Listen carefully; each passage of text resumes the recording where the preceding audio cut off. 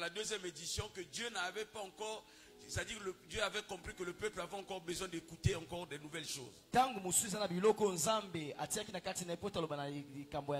dis pas qu'il va vider la gibecière, mais ce qui est sûr, il va donner ce que Dieu lui a demandé de donner aujourd'hui. Alors on va se lever parce que c'est une grâce d'écouter ceux qui ont été mandatés. C'est qu'il y a quelque chose de spécial qui va se produire. Pendant que papa, apôtre Ulrich Kompa s'approche l'homme de la maturité, on acclame le Seigneur, on acclame le Seigneur.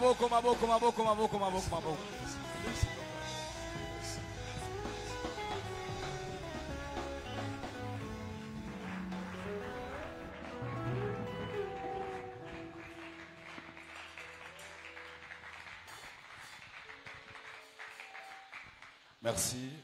Je vous prie de bien vouloir vous asseoir. Je rends grâce à Dieu pour notre cher bien-aimé, le pasteur P.A. Mourabanza, qui écoute toujours les instructions divines pour pouvoir organiser donc les conférences qu'il a dénommées Bethesda.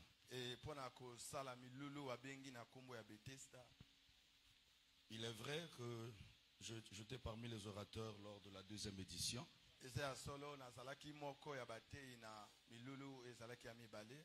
Et on a enseigné la parole de Dieu selon la grâce que le Seigneur nous a faite. Et je remercie également le pasteur Gustave qui est son père. Et je crois bien que si je suis là, c'est parce que le pasteur Gustave l'a voulu également.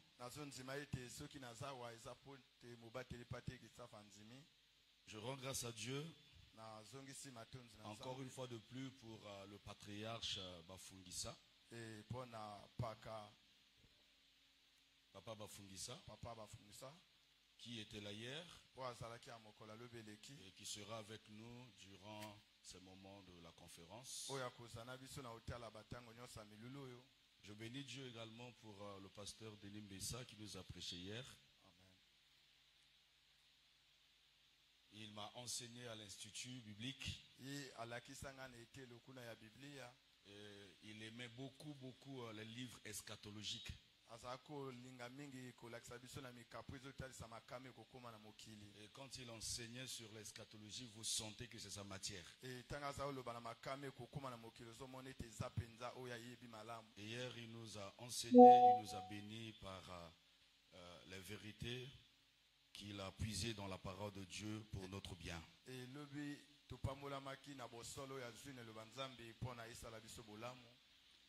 Alors, je rends grâce à Dieu donc en dernier ressort pour mon père. Je suis fils du docteur Patrice Mfumumba.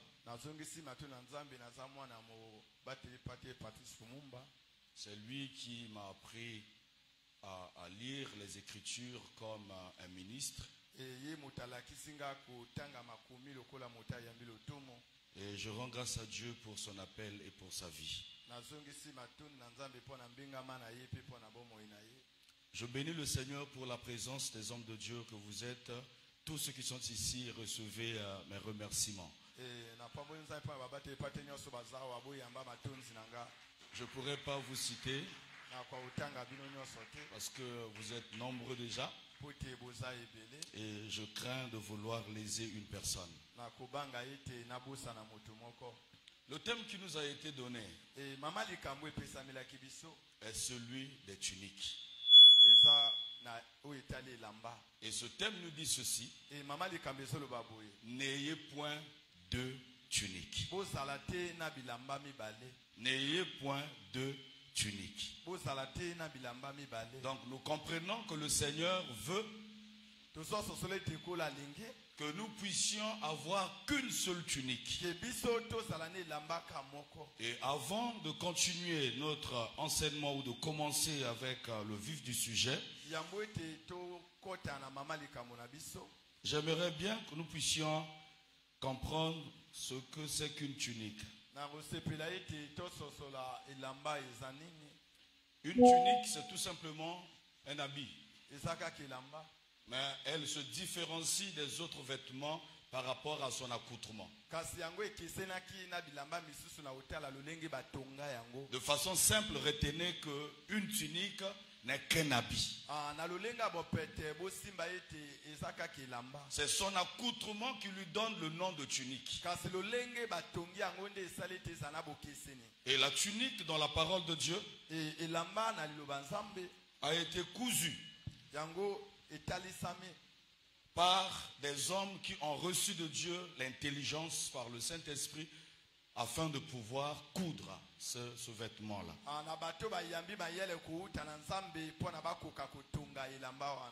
Là, je suis en train de parler des tuniques des sacrificateurs.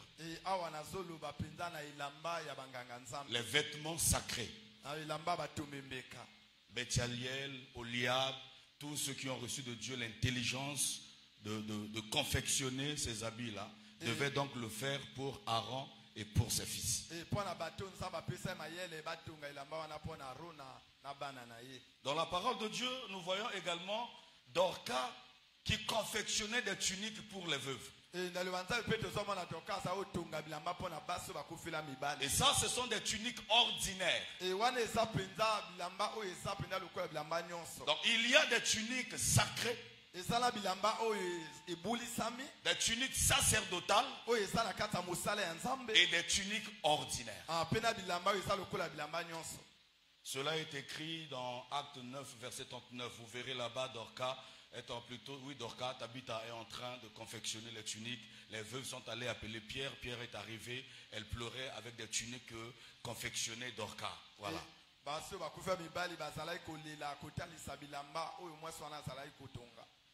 Nous voyons également Jacob qui confectionne une tunique bigarrée pour son fils Joseph. Cette tunique a plusieurs couleurs. Recèle l'amour que le père avait pour son fils. Donc vous comprenez que les tuniques cachaient des informations ou des messages. Quand le Seigneur dit n'ayez pas deux tuniques, il dit beaucoup de choses dans cette phrase.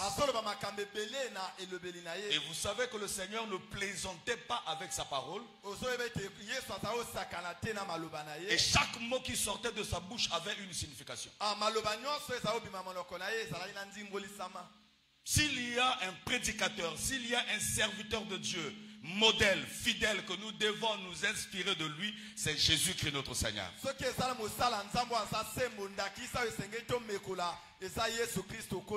Sa façon de guérir, sa façon d'enseigner, sa façon de prêcher. Nous devons imiter ce modèle parfait. Vous savez, Christ est un mystère. Christ est un mystère. Quand je lis ce que Paul a dit à son fils Timothée, il écrivait une lettre à son fils. Et vers la fin, il dit à son fils, le mystère de la piété est grand. Le mystère de la piété est grand. Et il poursuit en disant, car celui qui a été manifesté en chair. Là, il parle du Seigneur. Hein? Celui qui a été manifesté en chair. Justifié par l'esprit. Vu des anges. vu des anges, prêcher dans le monde, ou prêcher aux gentils, cru dans le monde, élevé à la gloire. Je me mets à la place de Timothée quand il était arrivé à cet endroit-là, qu'est-ce qu'il pensait? Regardez la présentation que Paul fait de notre Seigneur.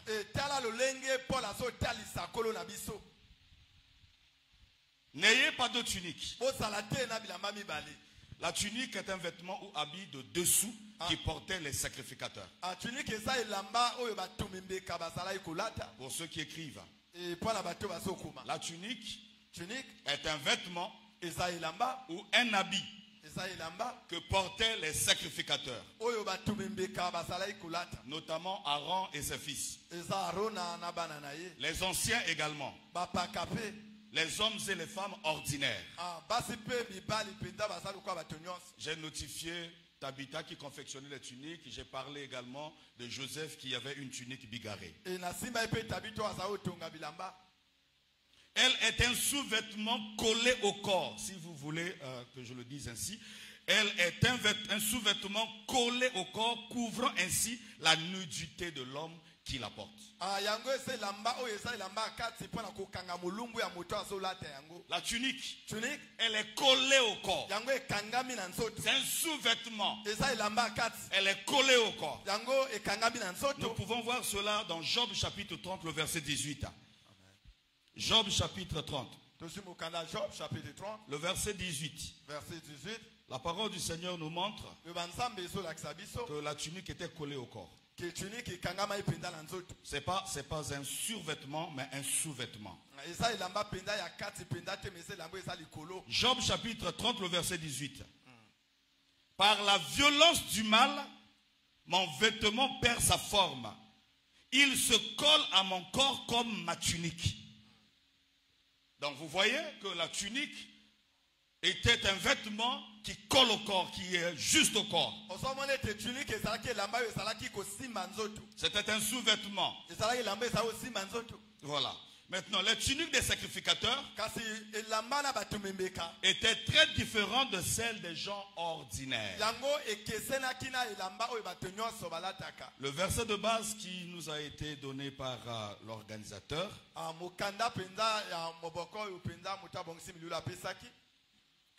est Luc 9, le verset 3. Il faudrait que je lise ce verset. Voilà. Ne prenez rien pour le voyage, leur dit-il. Ni bâton, ni sac, ni pain, ni argent, et n'ayez pas de tunique. S'il vous plaît, si vous pouvez m'écrire l'heure à laquelle je terminerai ici, comme cela, je vais gérer le temps. Voilà. N'ayez pas donc de tunique. C'est le Seigneur qui le dit. Ici, par rapport au contexte,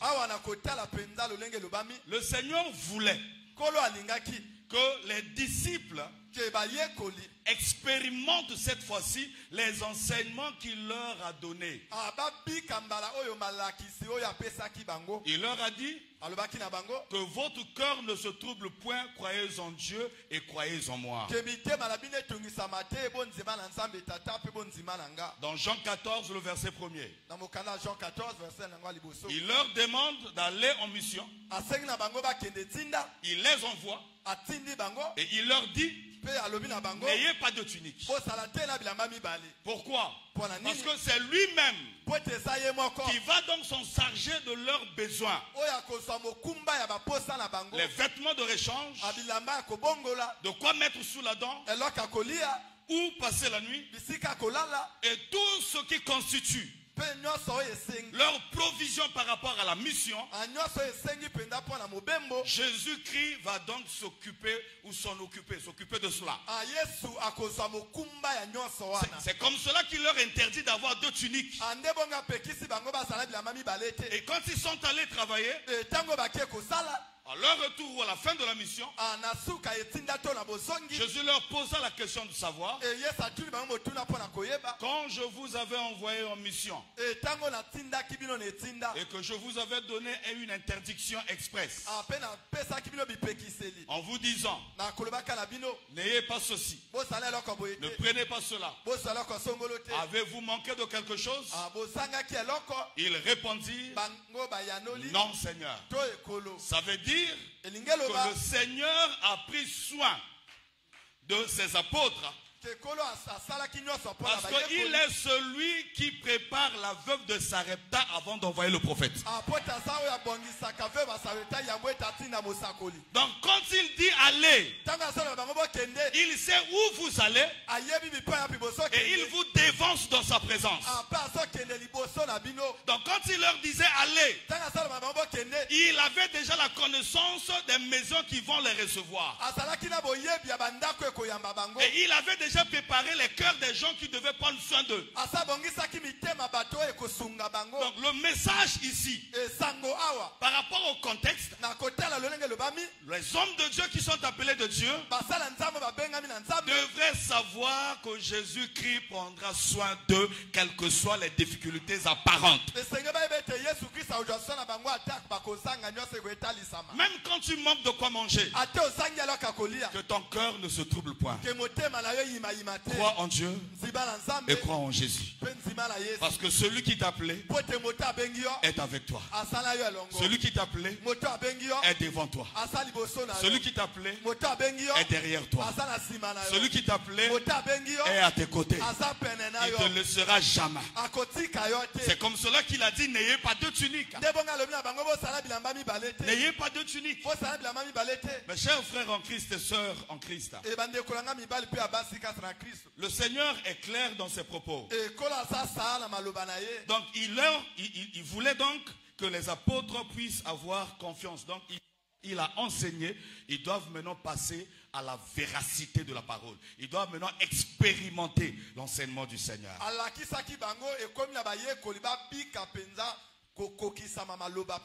Il leur disait par exemple, ne vous inquiétez de rien. Ne dites pas que mangerons-nous. Qu'est-ce que nous aurons comme habit pour nous vêtir?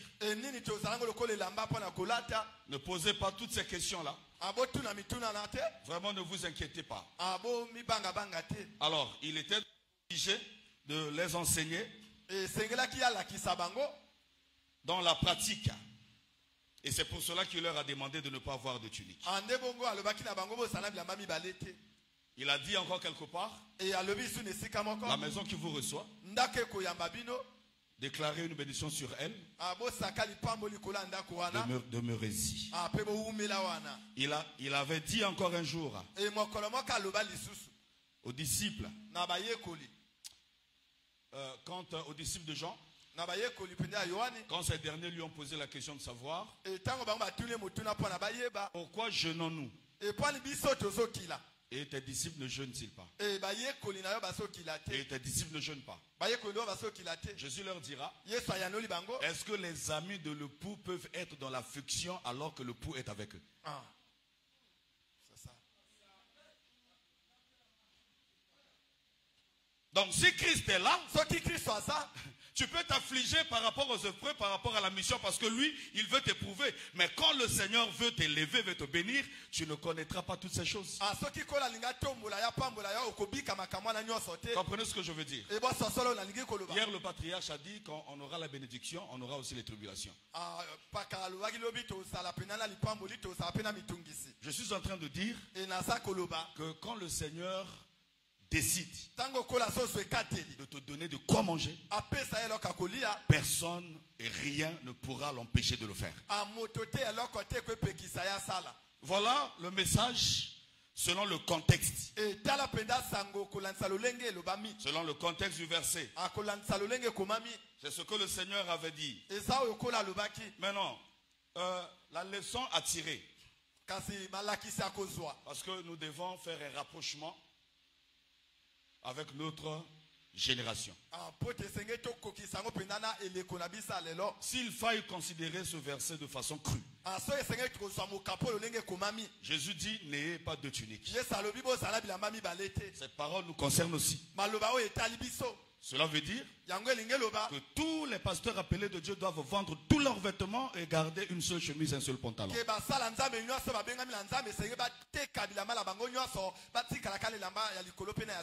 Nous savons tous que ce n'est pas cela. Parce que hier, il y a des gens qui étaient ici, habillés avec des chemises, des vestes, des costumes et tout ça. Aujourd'hui, ils sont encore venus ici en ce lieu, mais ils n'ont pas porté les mêmes vêtements que hier.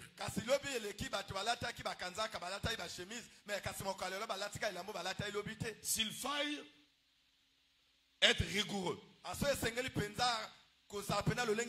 ça veut dire que ces personnes-là, selon ce verset, ont deux tuniques. Or Jésus dit, vous ne devez n'avoir qu'une seule. Donc vous comprenez ici, n'ayez pas deux tuniques, ayez qu'une seule tunique, ne veut plus dire aujourd'hui de ne pas avoir 2, 3, 4 habits. C'est fini cette histoire.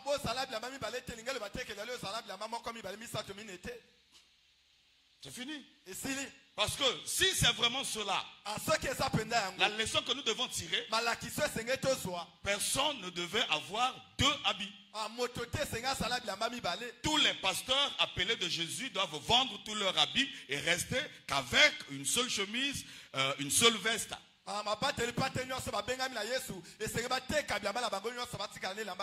Aujourd'hui, tu peux en avoir une, tu peux en avoir 2, tu peux en avoir 3, ça posera plus problème, ça ne poserait plus problème. Maintenant, l'enseignement par rapport au ministre de Dieu que nous sommes aujourd'hui, c'est quoi? Je vais toucher les vêtements sacrés. Dans Exode 28, de 1 à 5. Exode chapitre 28. La parole du Seigneur nous dit ceci à partir du premier verset. Fais approcher de toi Aaron, ton frère, et ses fils, et prends-les parmi les enfants d'Israël pour les consacrer à mon service dans le sacerdoce. Aaron et les fils d'Aaron, Nadab, Abihu, Éléazar et Itamar. Tu feras à Aaron ton frère des vêtements sacrés. Ces vêtements sont sacrés parce qu'ils ne sont pas comme les vêtements conçus par Dorca, par Jacob. Tu feras à Aaron ton frère des vêtements sacrés pour marquer sa dignité et pour lui servir de parure. Dans la version Semeur, on dit pour sa gloire. Pour sa gloire. Ce sont les vêtements sacrés. Voilà. Les vêtements sacrés. Tu parleras à tous ceux qui sont habiles, à qui j'ai donné un esprit plein d'intelligence,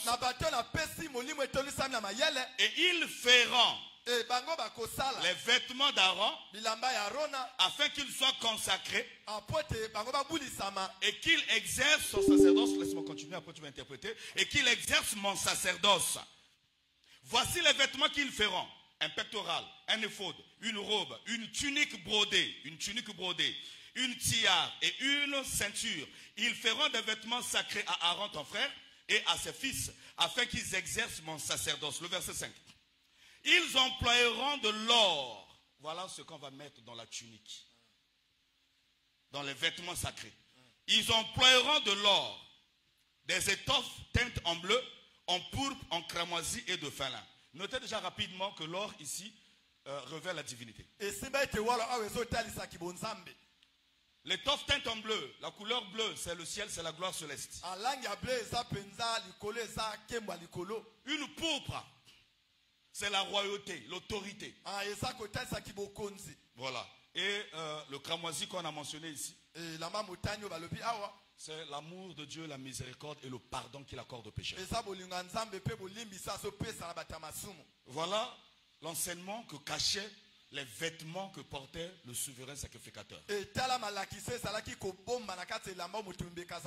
Nous savons tous, quand Aaron quittait sa maison, il avait ses vêtements ordinaires.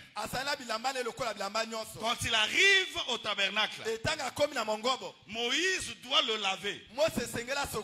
Et Moïse lui portera des vêtements sacrés. Il fera porter des vêtements sacrés.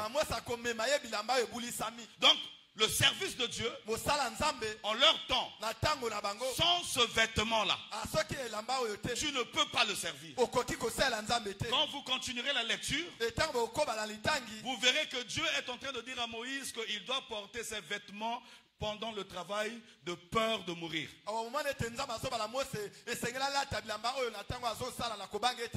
Tu ne peux pas entrer dans le tabernacle, servir Dieu avec des vêtements qui ont été cousus par un tailleur qui est à Texaco. Dieu te détruira à l'instant. Vous savez pourquoi? Parce qu'il y a eu quelque chose qui s'est passé dans le jardin d'Éden. Dieu a créé Adam. Il a formé. Il a créé Ève. Il a formé. Les deux vivent dans le jardin. Les deux servaient Dieu dans le jardin. Un jour, ils ont désobéi à l'ordre divin. Écoutez ce que la Bible dit. Ils ont constaté après leur désobéissance qu'ils étaient nus. Ça veut dire que la tunique leur a été ôtée. La première tunique qui a été ôtée de l'homme, c'est la gloire qui couvrait Adam. Et c'est pour cela que Jésus dira aux apôtres, n'ayez pas deux tuniques. Donc la seule tunique que nous devons avoir, c'est la gloire de Dieu sur nous.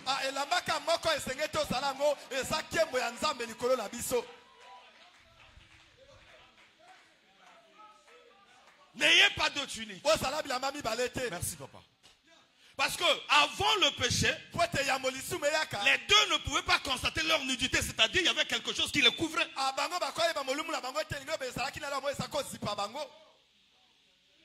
Qui leur empêchait de voir leur nudité. Et quand Dieu donne les instructions pour les vêtements sacrés, il insiste pour que leur nudité soit couverte. Donc le problème de vêtements sacrés a commencé dans le jardin. Parce que quand Dieu avait créé l'homme, il avait couvert de sa tunique. La tunique de Dieu, c'est sa gloire.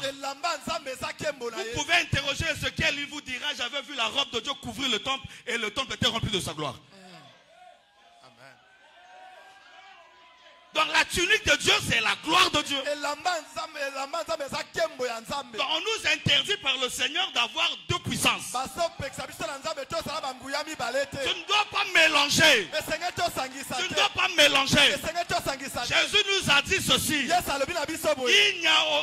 n'y a sous le ciel aucun autre nom qui nous a été donné par lequel nous devons être sauvés. Pour notre maladie, pour le miracle, pour la prophétie, il n'y a qu'un seul nom. Il n'y a qu'un seul nom. Il n'y a qu'un seul nom. Le nom de Jésus-Christ de Nazareth. Le nom de Jésus-Christ de Nazareth. Devant ce nom, tous les genoux fléchissent. Devant ce nom, toute autorité fléchit. Devant ce nom, toutes les principautés fléchissent. Devant ce nom, les démons fléchissent. Devant ce nom, Satan recule. Parce qu'il n'y a qu'un seul Dieu. Il n'y a qu'un seul Dieu. Il n'y a qu'un seul Dieu. Nous ne devons pas mélanger Jésus le Seigneur de gloire avec d'autres noms. L'eau c'est un nom. L'huile est un nom. Les pochettes ointes sont des noms. Pourquoi mélanges-tu le nom de Jésus avec toutes ces choses? C'est de la tricherie. C'est porter la deuxième tunique. Montre-nous la puissance de ton Dieu sans toucher à autre chose. C'est ça. C'est ça.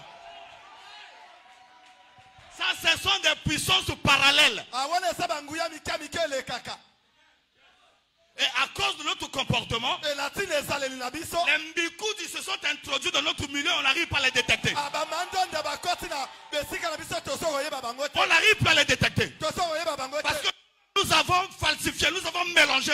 Et ceux qui mélangent sont venus vers nous, on n'arrive pas à les détecter. Abiso nyoso tosangisi e bato ba ye kaskasa biso toso koyeba bango lisuki. Oh non, c'est la révélation. O te eza mo liseli. La révélation est contrôlée par les Écritures. E mo liseli makomi esende la kalikolo nango. Contrôlée par les Écritures. E makomi esende la kalikolo nango. L'apôtre Paul dit ceci. Comment Paul a solo baboy. Si quelqu'un croit être prophète Asa motason dimeta asa mosakoli. et qu'il croit qu'il est inspiré, Après asali ke makema yele le uti na nzambe. donc la révélation, E mo liseli uti na nzambe. inspiré, E mo liseli uti na qu'il nzambe. reconnaisse Se ya yeba. ce que je vous écris Oyo ngala so koma bino. est un commandement du Seigneur. Esa mobeko ya kolo.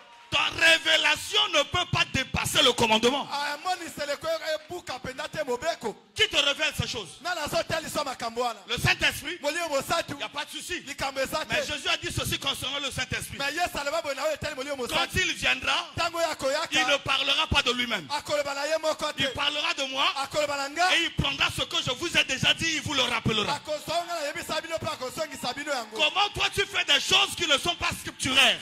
Lolenge ni yoso sa makambo pena makomi eso yeba te.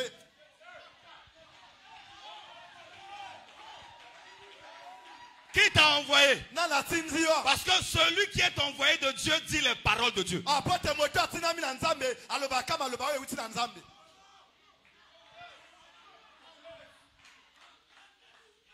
C'est bien de dire qu'on a le ministère. Eza malamu lobe toza lotomo. Le ministère, c'est beaucoup de choses. Lotomo eza makambo ebele.